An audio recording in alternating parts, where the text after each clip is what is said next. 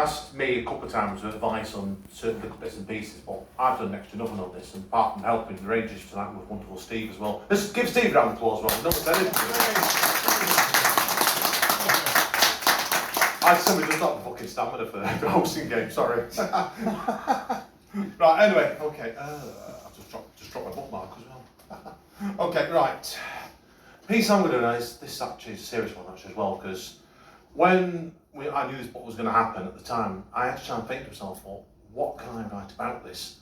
And the only way I could look back was, I thought back to the winter of 1982 really, because when I was 10, because my dad was working over at GEC in Trafford Park, and he got laid off not long before there. And the unemployment was that bad for him, it took him 2.5 years to get another job. And that the case in the time in question then, he had like myself, my brother, and my sister as well. It was just a bloody nightmare it was. So.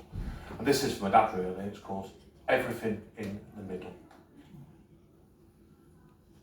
You understand poverty all too well when your father was told back in 1982 his job at GEC in Trafford Park was now been moved to London. He led the walkout before them leaking the story to the press, refusing to spend a month down south teaching somebody else's job. You understand poverty all too well when he'd spent the next 18 months out of work and struggled up 2 Christmases with 3 young children, not sure where his next penny was going to come from, as he became increasingly worried about how they were going to survive. You understand poverty all too well, with worn out shoes and outgrown pants and relief in his face when he got a new job in 1984, only for his relief to change his stress overnight, surviving on less money, and he had to start doing overtime just to ensure he could pay all the bills in time.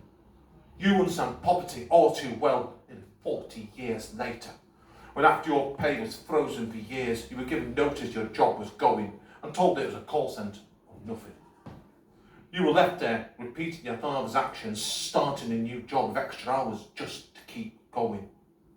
You understand poverty all too well. We're in 1982 or 2022, and you see the similarities between the times with constantly rising bills, strike threats, and the real fear of return to that winter of 1978, when you had repeated strikes and no real end to the misery in sight.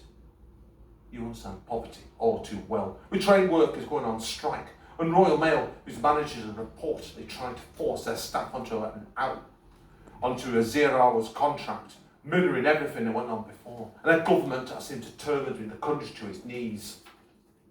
You understand poverty all too well of your lifetime, and your father's, and the pain you're paying. I'm struggling to lie here, sorry. And the pattern that crawls its way over our very existences, whipping our feet from underneath ourselves, making us realise things ain't that different from Victorian times, repeating into the 21st century, and everything in the middle. Cheers, guys.